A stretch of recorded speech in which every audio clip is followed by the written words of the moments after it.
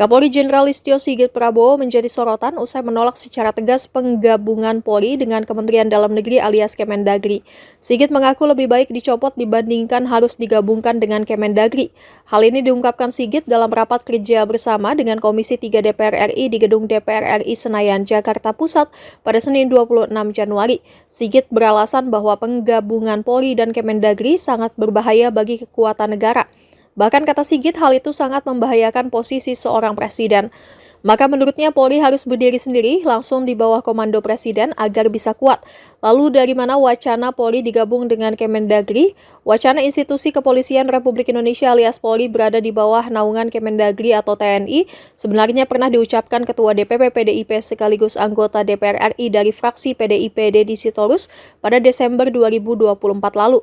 Deddy Sitorus menyebut pihaknya mempertimbangkan usulan Polri di bawah Kemendagri supaya tak ada intervensi dalam pemilu.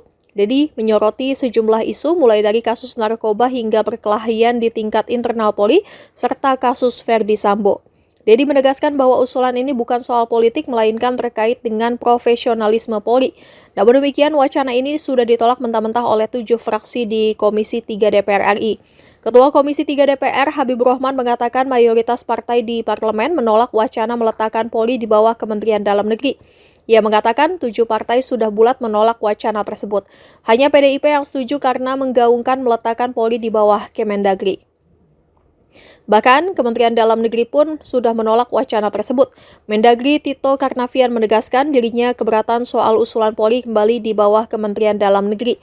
Tito menyampaikan bahwa Polri tak bisa dipisahkan dari Presiden dan hal tersebut sudah menjadi kehendak reformasi. Maka belum diketahui kenapa Sigit kembali mengungkit isu penggabungan Polri dan Kemendagri. Sebab isu tersebut sudah ditolak mentah-mentah oleh DPR RI dan pemerintah. Memberikan pelayanan kepada masyarakat di bidang Harkamtibmas, di bidang hukum, di bidang pelindungan, pelayanan dan pelayanan.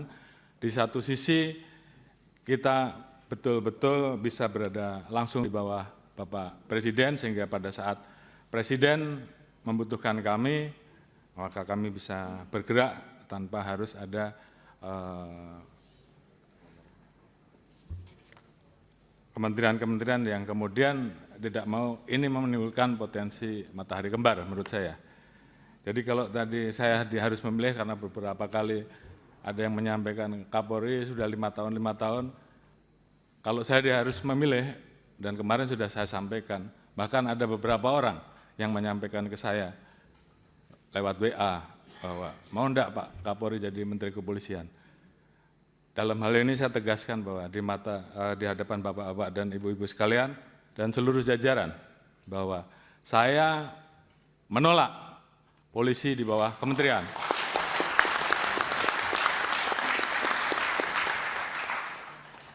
Dan kalaupun saya yang menjadi Menteri Kepolisian, saya lebih baik menjadi petani saja.